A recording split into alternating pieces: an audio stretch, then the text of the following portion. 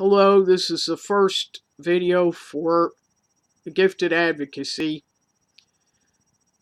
and one of whose objectives is improving communication between people who are segregated out because they're too smart for other people to understand them, and the people who are not segregated that far out for that same reason,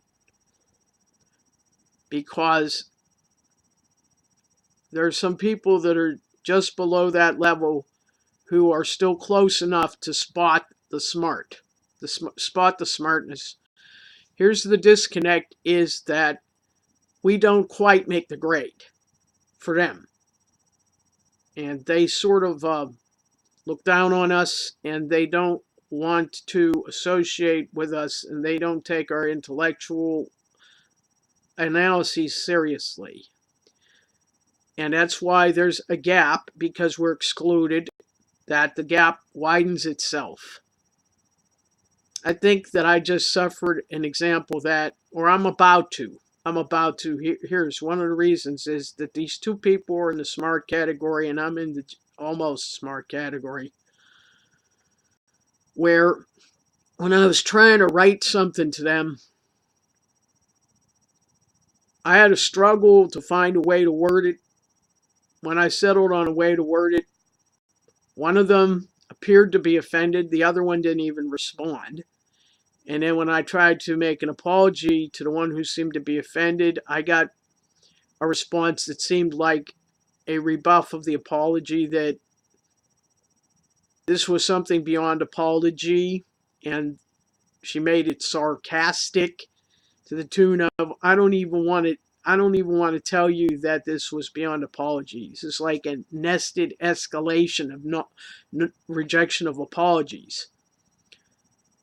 And then I found a new way to word the initial. Of course, the initial question was rebuffed, but I reissued it in the way of saying, okay, don't give me double talk. Just say whether you can answer this question or whether you don't want to answer the question. But give me the courtesy of the closure that you're going to honor me just to ask whether I can ask the question. This time I was able to do it in a manner that was much less likely to have provoked the condescension I instead incurred. But this raised the question, why couldn't I have done that the first time? And the only answer to that is that this is my ceiling of intellectual capacity. I couldn't think of that other way before. They probably would have just done it without any strain whatsoever. It would just been spontaneous, and that's going to create another credibility gap, that they're thinking that I'm just lying when I say I couldn't think of it before, because I couldn't imagine anybody that dumb. This is the intellectual disconnect between the really smart tier and the one that's right below it, that they have separated us out so long that what otherwise would have been just continually gained evidence of what our limitation was relative to them, that they could learn to accommodate and just understand and take for granted. That's just it. That now it seems foreign and suspicious and subject to processing as possible subterfuge.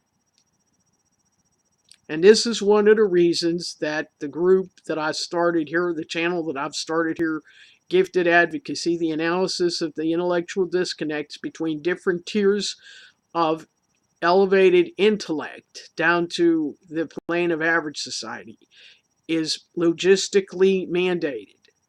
Thank you if you've listened. Bye-bye.